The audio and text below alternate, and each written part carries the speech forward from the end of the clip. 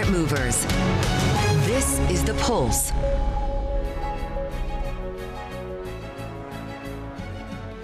Good morning, everybody. Welcome to The Pulse. I'm Anna Edwards in for Francine Lacroix here in London. Let us start with the technology sector. European tech stocks are declining alongside the region's biggest chip companies. This comes as Samsung slumps 8%, despite quarterly profits surging 19-fold in their latest earnings. Let's bring in Bloomberg Intelligence senior analyst Matt Bloxham, who can take us through some of the details. So let's start with the European story here. I mean, is there anything fundamental about Europe here this morning, Matt, or is this all just read across from Samsung? I think it's all just read across from Samsung. You know, these tech stocks tend to trade together, and I think that's all we're seeing, really. Just, you know, Samsung's off, so everything else is off on the back of it. Yeah, I mean, a 19-fold increase in profits over at Samsung. Expectations are so high, aren't they? That was already priced, and that's why we're seeing this negative move then. Yeah, I mean, I think it's a classic, you know, better to travel than arrive kind of story. We were talking about this earlier. If you look at the consensus move on sales over the last 3 months for this quarter, they're up 22%. So I think, you know, this is an incredibly strong number for Samsung, but, you know, the market anticipated it. There's also been a lot of stories about the demand for high bandwidth memory. They're benefiting from that. That's what's helping sales, but also that massive profit growth, because the margins on memory are super, super high, maybe as much as 80%. So that's kind of really what skewed that up. But obviously, there's still that big question about how sustainable this ramp in memory demand really is. And, you know, when you look at multiples for these big chip names, the market's thinking this isn't sustainable. This is a bit of a short-term bump. Yes, and how much visibility do we have around that? Do we have visibility for 27 but not 28? And so any guidance we get about sort of that time horizon is going to be useful for markets. Yeah, I mean, I think, honestly, even visibility into 27 is kind of pretty opaque, but I think that the current view in the market is that, you know, that's the transitionary period. You know, I think there's enough visibility in the CapEx numbers from the big hyperscalers, you know, $750 billion of CapEx this year, possibly $900 billion plus next year, that CapEx cycle that's driving this wave of investment and this demand for chips is going to sustain into next year. The question is, to keep that CapEx cycle going beyond that, you need to see the enterprise customers go from, you know, playing around with AI, which they still really are, even they're spending lots of money, into, you know, this is a kind of, you know, enterprise-wide deployment. Everybody's using it, bigger changes in workflow and bigger investment, and that really doesn't happen, I don't think, until next year, when there's a lot more scrutiny over return on investment in AI. Yeah, and when we're looking at the sustainability of that profit base then, those profits that we're seeing from Samsung, SK Hynix, Micron and the like, what's the bigger threat? Is it that others start building factories and competitors emerge in China, for example, or ramp up production, and that takes away margin? Or is it that hyperscalers pull back on the amount they're willing to spend? What are we looking at? I think it's a mixture of those two things, and a third thing, that the existing players are, you know, massively expanding their capacity. So you potentially have this kind of three-way pull, that you have too much capacity, not enough demand, and a lot more rivalry, whether it's from other US-based chip manufacturers like Google or like SpaceX, AMD, and or the Chinese manufacturers too. So that I think, yeah, you could get like a triple whammy effect, if you like, which would be really problematic. That's why these companies trade on single-digit earnings multiples. Yeah. OK, Matt, thank you very much. Thanks for your time this morning. Matt Bloxham from Bloomberg Intelligence. For more on the chip sell-off and wider tech market, and indeed a host of other investing themes, we're joined now by Jim Reid, Deutsche Bank's Research Institute Head and Global Head of Macro and Thematic Research. Jim, really nice to speak to you. Thank you so much for coming in. And we'll start with the tech theme, but then we'll sort of move on. You've sent over so many charts that you're looking at in the second half of this year. They're all fascinating, but I've done the really difficult sort of triage job and narrowed it down to just some. So we'll start with the PPI. Semis and other electronic components manufacturing, the price that people are paying, factory gate pricing for some of these tech equipment is incredible, and it's the sort of classic, almost looks parabolic in nature, the curve that you get from this. I guess the question is, we were just discussing whether this is sustainable for any of the players within this space, and how material it is for the wider economy. When you see this kind of move in one element of PPI, what does it mean to you? Yeah, it's a good question. First, a bit of advertising. On the Deutsche Bank Research Institute page, we've published a pack called Charts to Make You Go Wow. Yes. And there's lots of charts that have a parabolic This shift. was one of the wows. Yeah, one of the wows. So anybody can read it if they search for the Deutsche Bank Research Institute online. With regard to PPI, I think in the first couple of months of the year, there was a narrative that AI was going to be deflationary. And it never really quite made sense to us. And I think you're seeing now that the CapEx spend, everything that's going on in the AI at the moment is actually inflationary. Everything is parabolic. Everything is going up. Demand is high for AI, and I think the narrative at the moment is that AI is inflationary. OK, so AI is inflationary at the moment, and does it turn deflationary over a time horizon that we can identify? I mean, Kevin Walsh was even giving us a suggestion of next year sometime. I think there's a risk, obviously, when you see parabolic rises up, that at some point there's a big tech bust. Yes. I don't think anybody can deny there's a risk of that. And for a period of time, that will create some downward pressure on inflation, on yields, everything else. But I would kind of go back to the fact that humans have been innovating for 250, 300 years since the Industrial Revolution. We've been fantastic at innovating.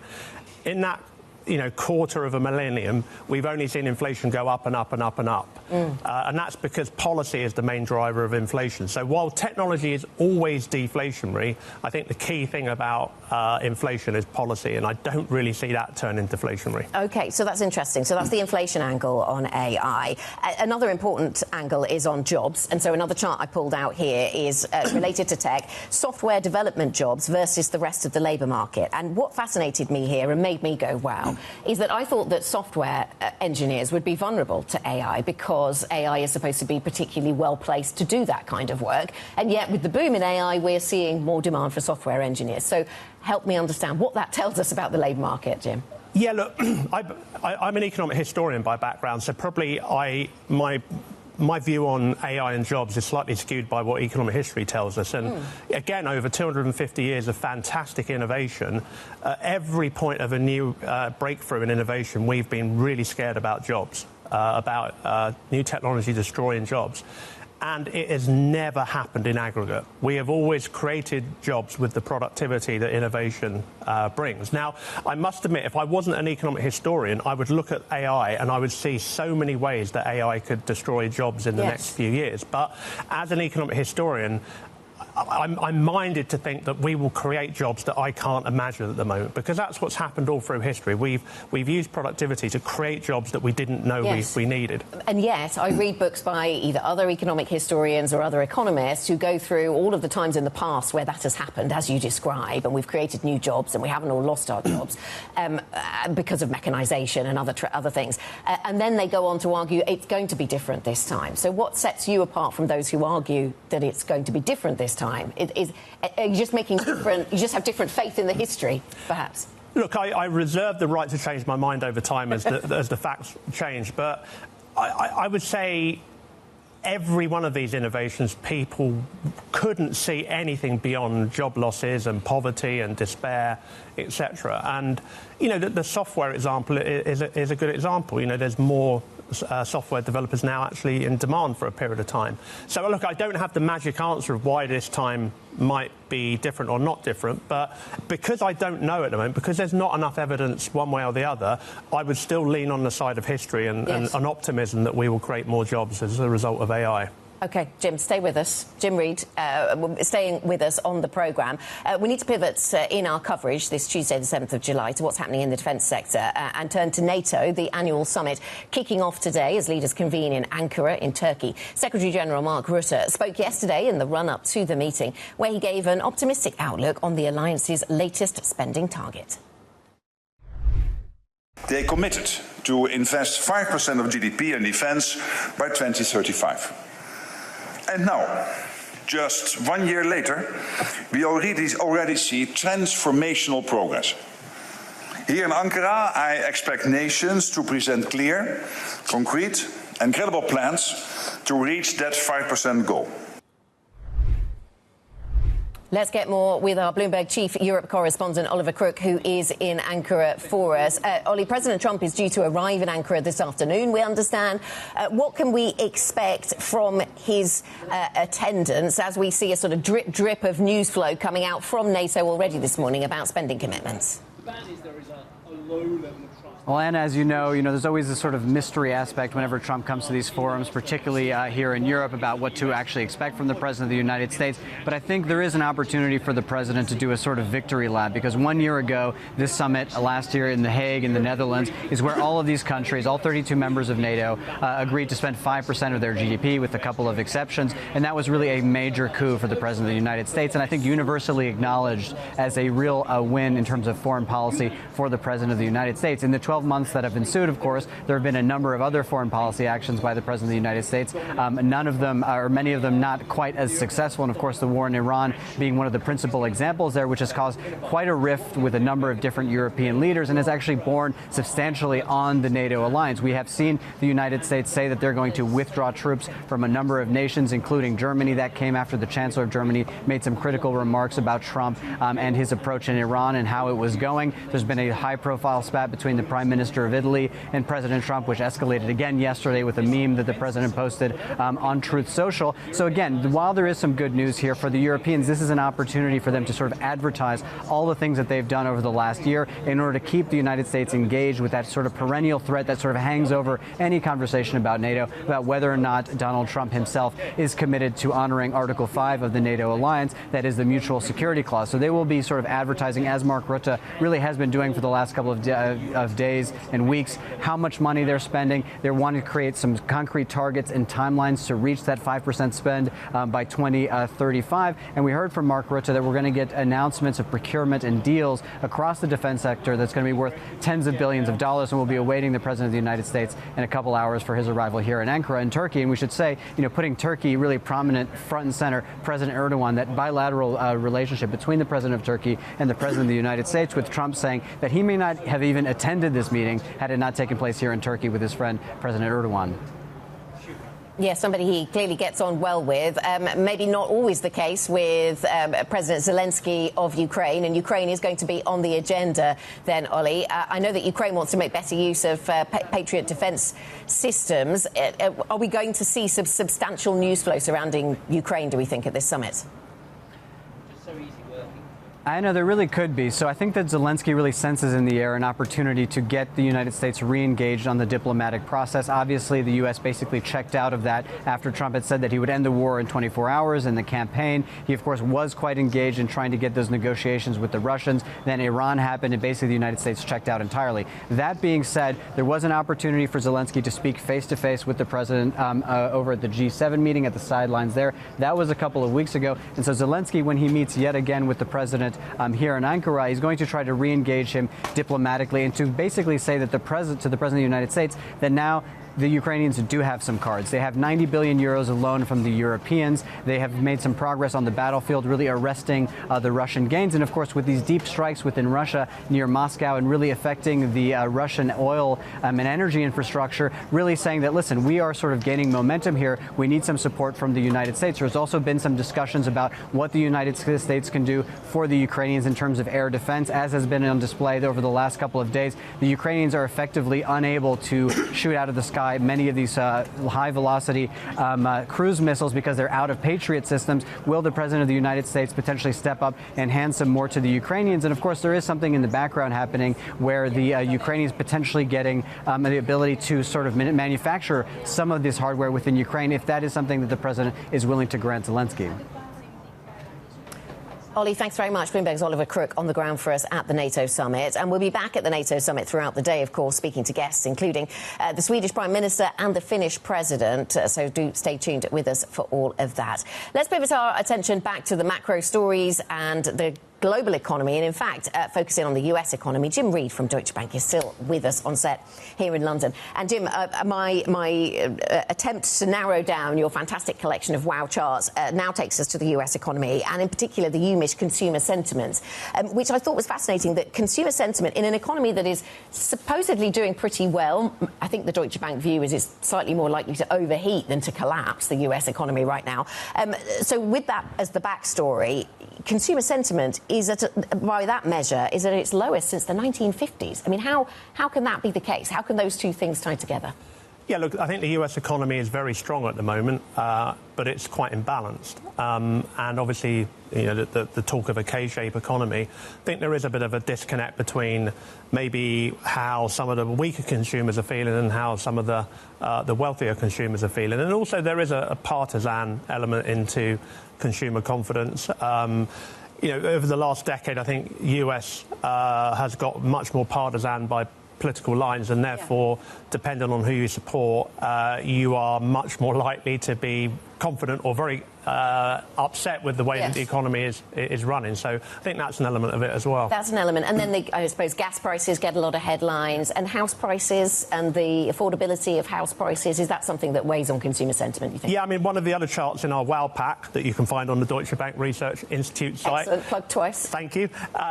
Shows you that consumers think this is one of the worst times in history to buy a house. So it's one of the interesting things that mortgage rates have gone up a lot in the last 4 or 5 years, but house prices haven't really come down. So you've got a market which is kind of stagnating on low volumes, but still high prices, and therefore it doesn't give consumers much confidence that they can necessarily move and buy a new house. Yes, I mean, and that's interesting, isn't it? We're still living with the legacy of the interest rate hiking cycle that we saw around the Ukraine war, I suppose. Which takes me on to the next chart which I pulled out, which was around Fed funds and recessions, or at least negative events. Because even if we don't get recessions when we see Fed funds being hiked, we do sometimes get a collection of tensions or negative fallout within markets. So most recently with SVB and Credit Suisse and the like, all around the time that we saw the hiking cycle. So does that underscore why markets do then, I suppose, get pretty nervous about a return to a hiking cycle at the Fed?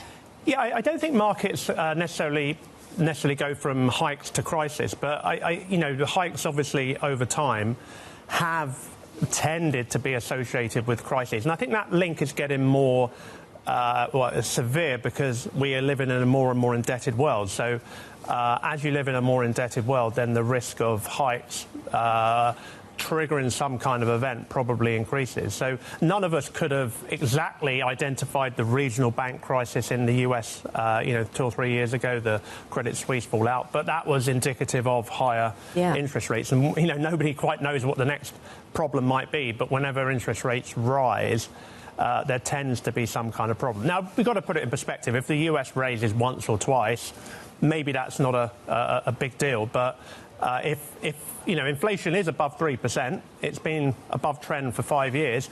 If 1 or 2 isn't enough, then you start to get into an area where interest rate rises could actually be quite problematic for the economy. Yes, and as a student of history and looking back over history, what happens with these debt levels then, Jim? I mean, how does this resolve itself, the levels of indebtedness we've got to in developed markets? I think we've run out of time. I've got to go. That's the kind of multi-trillion-dollar question. I think everybody knows that debt levels aren't sustainable for a lot of countries. Look, if you were trying to find hope, you would say that AI is a productivity miracle that you can grow into your debt. That would be the bullish view. I suppose the bearish view is that if anything lifts interest rates, or long-term interest rates, much above current levels, you start to get into kind of debt sustainability levels that just make no sense whatsoever. OK, I'm not sure I'm comforted by the latter part of that argument. I'll go with the first part about productivity. So what expectations should we have for when AI starts to deliver some kind of productivity boost? Can we tell anything either from economic history about that, or the way that AI is delivering already? Well, I think one of the graphs I've used in a previous publication, which is great, the Dallas Fed did this great chart that people would know last year where they tried to look at the productivity potential for AI, and their base case was that it might increase productivity by 1/10 or 2, but they had a bullish scenario where it basically productivity skyrockets and cures singularity problems, and they had a bear case where robots kill us all. And I think the bid offer, a range of outcomes. The bid offer between that is kind of one of the things that markets are still coming to terms with. I think that in my career, I haven't seen anything like AI in terms of potential for productivity. So most of my 30-year-plus career has been seeing productivity go down. So I'm excited by the potential for productivity, but I would probably caution that it's still going to take a number of years for us to properly embed it into enterprise properly to really get the benefits of that. So I wonder if that tells us something, actually, just in closing, the fact that productivity kept going down with all that tech innovation. Jim, thank you very much. Thank you for joining us. Really good to speak to you. Jim Reid, Deutsche Bank's Research Institute Head of Global Macro and Thematic Research. Coming up, we will pivot to French politics. Marine Le Pen's political future hanging in the balance ahead of a court decision that could shape European politics for years to come. We're live in Paris next. This is Bloomberg.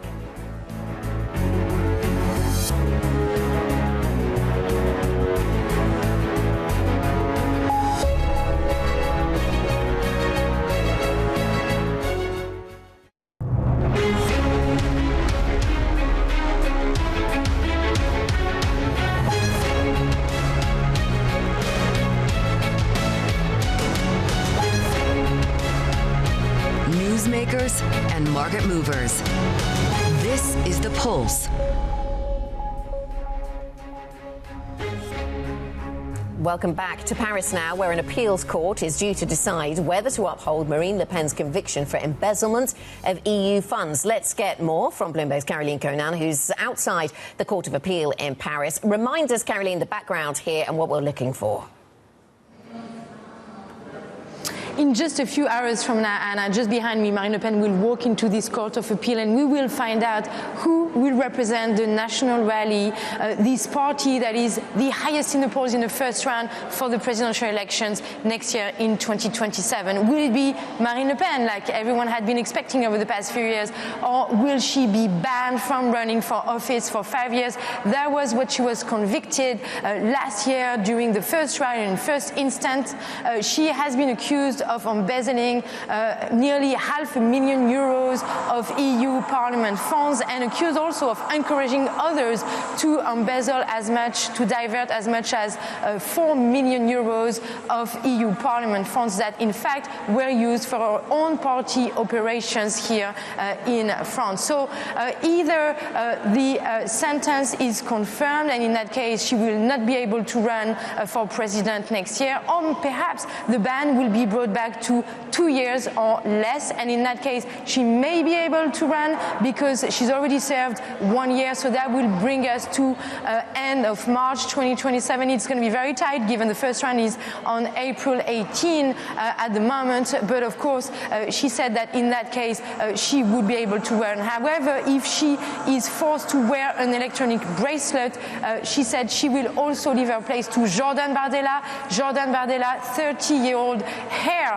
of Marine Le Pen, who's been groomed over the past few years to be her successor. He was supposed to be the successor in 2032, but that may come actually as soon as next year. Now, in the polls, he's actually doing as well, or perhaps sometimes even better than Marine Le Pen. For example, if he is facing Edouard Philippe, former Prime Minister, in the first round, there is some polls showing that he would do better than Marine Le Pen. OK, Caroline, thank you. Bloomberg's Caroline Conan in Paris with the latest on French politics. Coming up, we will have more on that NATO summit ahead of President Trump's arrival later on today. We'll bring you some analysis. This is Bloomberg.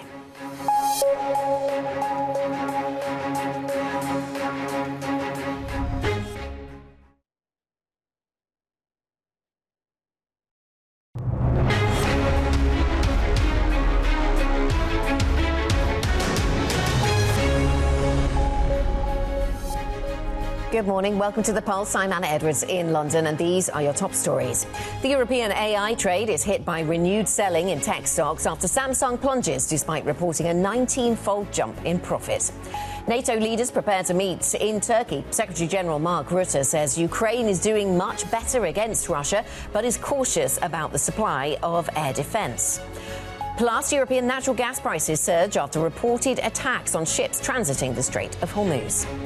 Let's bring you more on one of our top stories then. Bloomberg understands a Qatari LNG carrier was hit by a projectile near the Omani coast, while a second tanker appears to have U-turned. We're joined now by Bloomberg Horizons Middle East and Africa anchor, Abir Abu Omar. Abir, what more can you tell us? What do we know then about these latest incidents?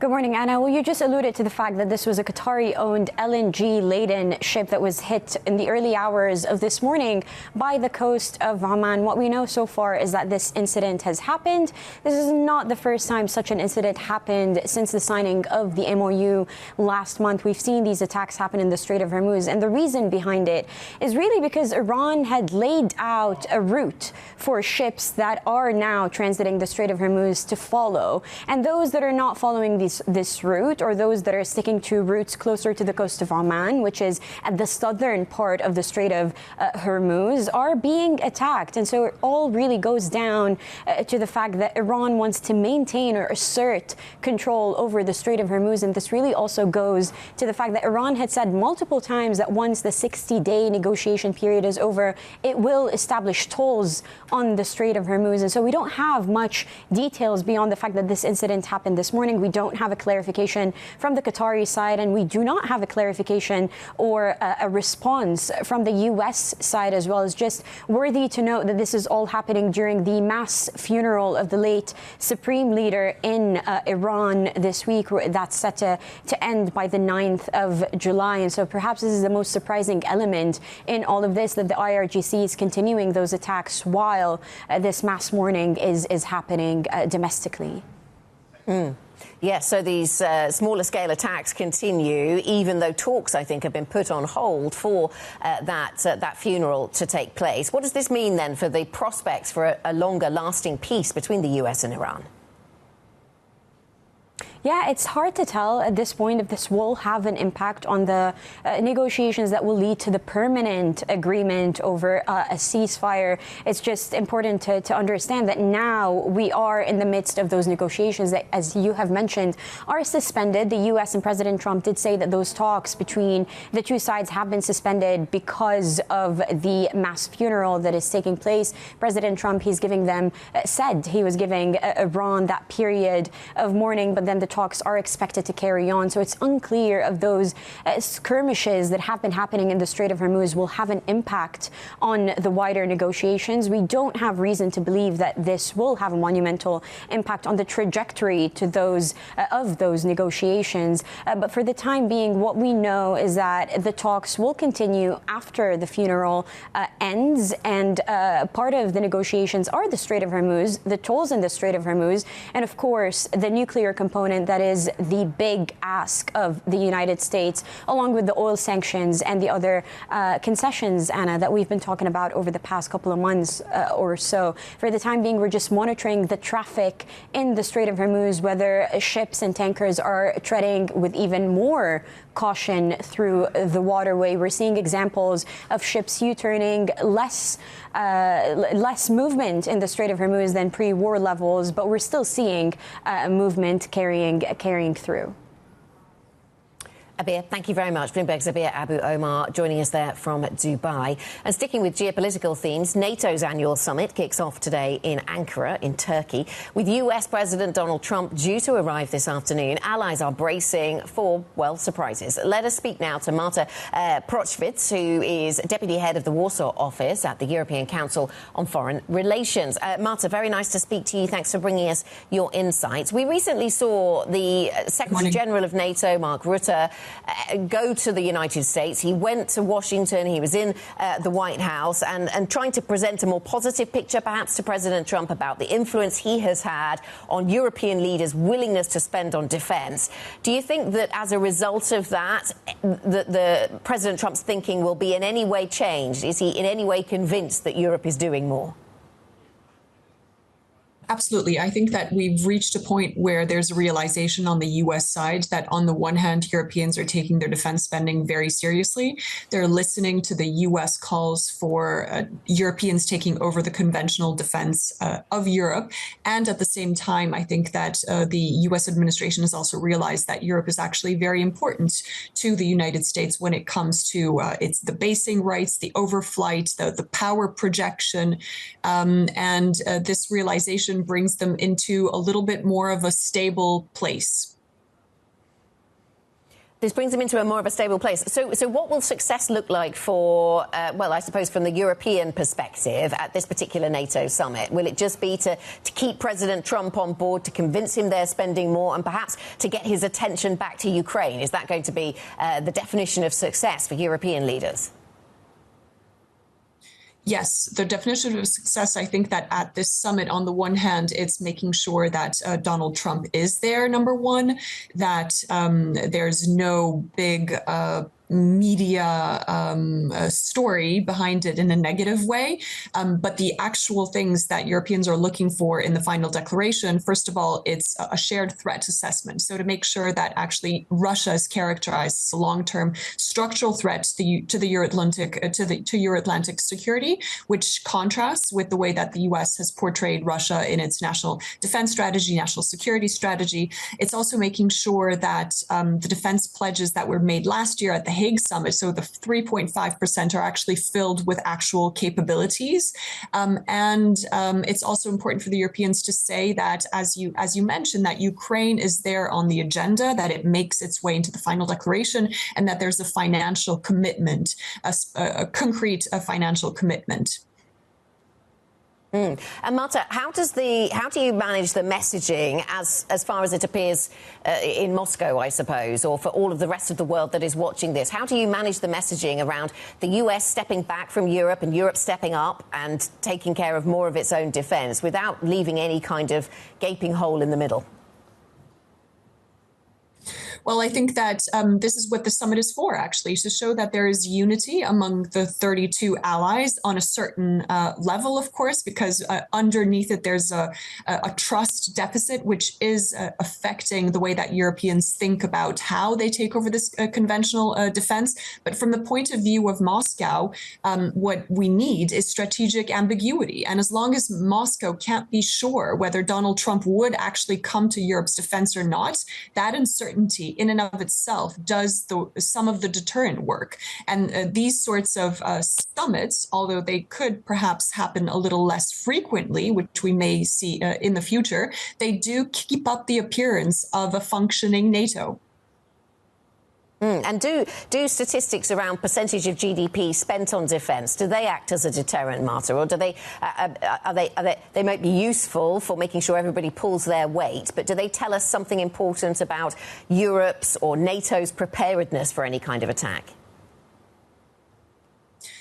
To a certain degree. I mean, they show that Europeans are increasing their defense spending. They have been for the last 4 years. This has increased even more over the last 2 years since Donald Trump came into power. But what we really need is to fill these percentages with actual capabilities. And this is what is happening at the summit as well. There's a specific defense industrial summit happening on the sidelines, which is happening for the first time. And this is where Europeans and Americans will be trying to turn these numbers into real capability and ways to strengthen defense industrial base between the US and in Europe. So we need to turn them into actual capabilities, and especially that the US is decreasing its share of capabilities within Europe. Europeans are picking up the slack of that and making sure that they also have capabilities that provide this deterrent against Russia. And Marta, how quickly are we seeing NATO budgets being pivoted towards newer defence technology, drones and other more modern warfare types versus the older types of machinery, in the context of learning, of course, sadly, from the hot wars that are taking place in Eastern Europe and the Middle East? There's definitely a shift. That shift is coming primarily from Ukraine and the way that the battlefield is developing there and the lessons that we're learning from the war in Ukraine. So there's been a gradual balancing of the types of capabilities that Europeans have towards more modern technologies. But nevertheless, the palette of capabilities on the European side will remain a balance between legacy equipment, such as tanks and the old type of artillery that are needed, and the newer type of equipment of drones. So that's happening gradually, but in a certain balance. Yes, and what kind of confidence or otherwise might we see from the Ukrainian leader this time around at this NATO gathering, Marta? Because perhaps he comes confident as a result of recent attacks into Russia on supply lines there, but clearly wanting something from the NATO gathering. I mean, it's both. On the one hand, the type of commitment that NATO has towards Ukraine is a very long-term pledge. It's not something they cannot hope for membership in the near term. So that definitely puts President Zelensky in a bit of a weaker spot, but this is nothing new. But as you said, the dynamic that we're seeing right now between Russia and Ukraine on the battlefield, with Ukraine making great strides striking deep into Russian territory, is weakening Russia substantially internally and also on the front line. And Russia has lost territory, I believe 6 square kilometers in the last month. That's very significant. And this is putting Ukraine in a stronger position. But let's remember that Ukrainian society is greatly suffering. So everything that President Zelensky does needs to be geared towards making sure that Ukraine is in the strongest position and that Western allies, including the United States, continue to support it. Marta, thank you very much. Thanks for coming to speak to us this morning. Marta Prochwicz, Deputy Head of the Warsaw Office at the European Council on Foreign Relations.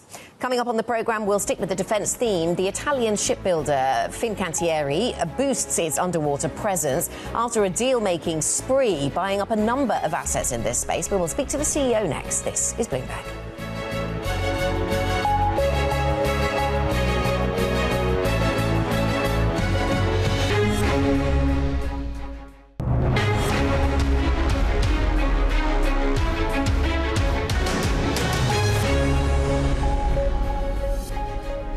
Welcome back. This is The Pulse. I'm Anna Edwards, live in London. Now, Germany will ramp up spending on defence and security to more than 200 billion euros by the end of the decade. It amounts to a third of the federal budget as Europe's biggest economy pushes to rearm. Meanwhile, it's reported that Italy may raise military and security spending by about 17 billion euros over the next 2 years. Prime Minister Giorgia Meloni is preparing to make the pledge at the NATO summit, as Italy aims to move closer to the alliance's new 5% target by 2035. Undersea defence is becoming a growing part of that European military build-out, and the Italian shipbuilder Fincantieri is expanding its subsea operations, agreeing to buy majority stakes in 4 underwater technology companies. For more, we're joined by the CEO of Fincantieri, that is Pierroberto Folgiero, and it's a pleasure to have you on the programme, Pierroberto. Thank you for coming to speak to us. So how important for your business is this build-out in subsea technology, these investments that you have made? Good morning. Good morning. Thank you for having me. The underwater is the new frontier, first of all, for geopolitical reasons, for naval applications, but also for commercial applications as well.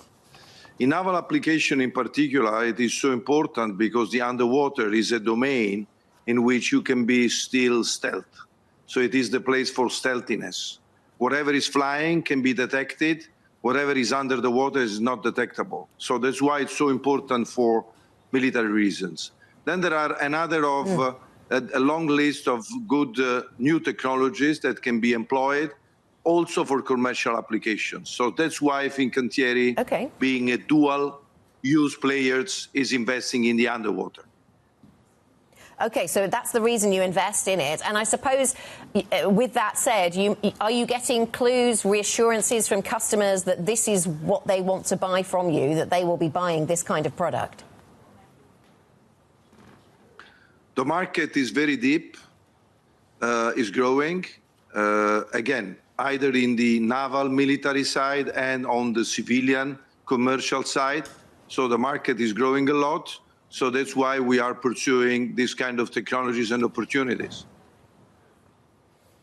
And the Italian government, do they give reassurances that they are interested in buying this kind of technology, Pierroberto? There's no doubt that the naval military underwater is key. The Mediterranean Sea is not the biggest sea on Earth, but is probably the most congested. for number of cables, seabeds, and migration. So there are a lot of good reasons according to which critical infrastructure will have to be protected in the Mediterranean Sea, and that's the role of Italy. And you're ramping up your subsea operations then, as you've set out. We see others in the sector also doing the same, Pierroberto, the likes of Thales, Lockheed, also announcing big deals recently in the underwater arena. How do you bring something different, or are your products complementary to what is being produced by competitors? How do your products fit with theirs? But the new frontier in the underwater is the unconventional underwater, meaning underwater drones and underwater telecommunications. And all the big players are investing in those two directions, being, the driver for the growth of the future. And you've mentioned the necessity to protect ports, cables, pipelines. Pierroberto, what are the threats that these parts of the undersea infrastructure need protecting from? Can you take us into your thinking around the threats that need to be countered?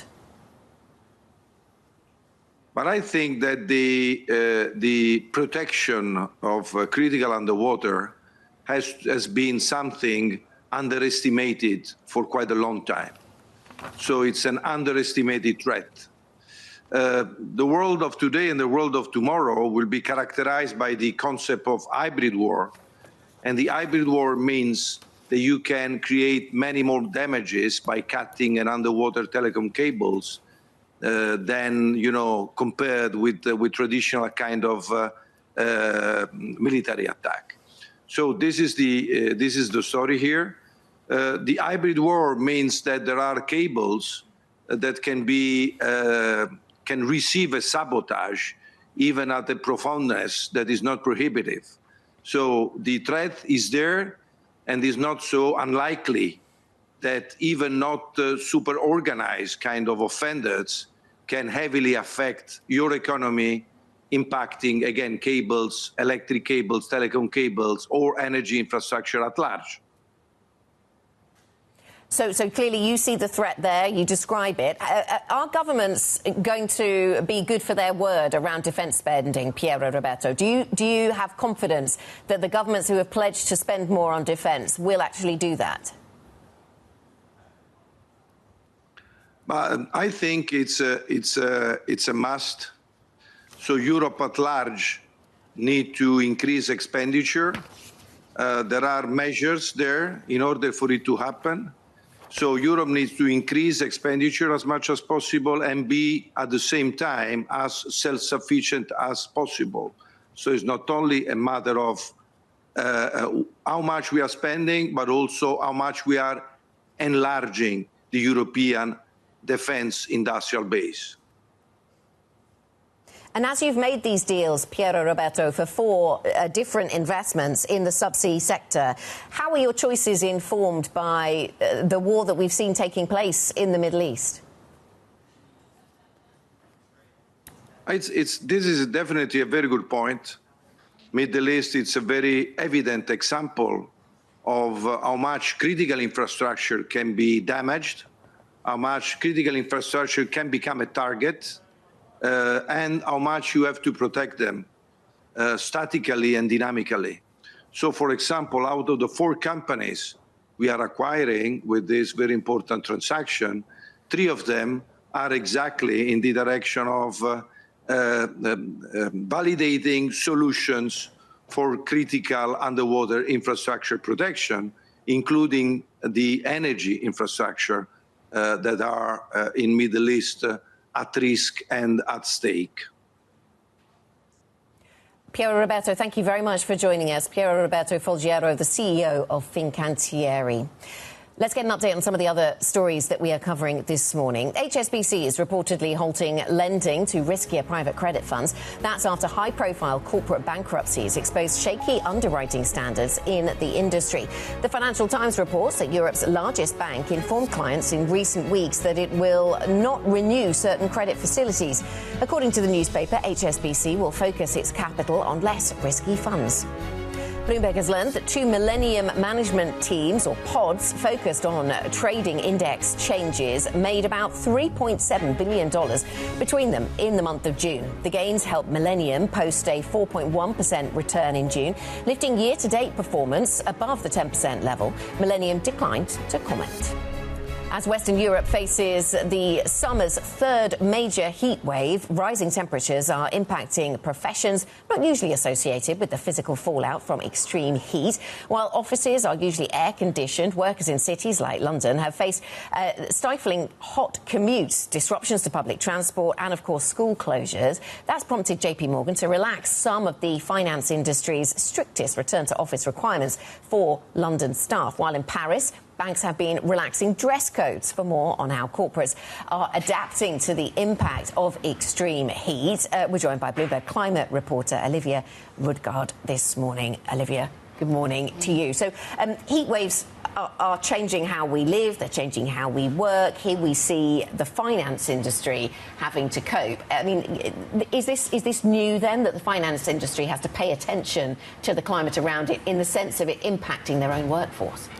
I think in Europe, this particular heat wave has been a real inflection point for a lot of people. I think we've really noticed the impact on it is on all of our lives. You know, it lasted for a lot of days. The heat wave that we just had last month lasted for a lot of days. The humidity was really high, and like you said, while a lot of corporate workers in London are lucky that they have an air-conditioned office to go to, they are having to brave those tube commutes. I think the real thing that was different this time, we have not seen lots of school closures in previous heat waves, and that obviously has a really big impact on that decision. Are you going to work from home? Are you going to go to the office? Yeah. So I think but this is going to be something that's going to become more of a debate, I think, in Absolutely. future. I mean, it's prompted so many conversations about, as you say, what do you do with schools, air conditioning in homes, fans in homes, shading in homes, all of the above. What about cities then, and the way that because the way that cities have to adapt themselves? This is the start of a long journey, perhaps, around infrastructure, transport, buildings, the built environment.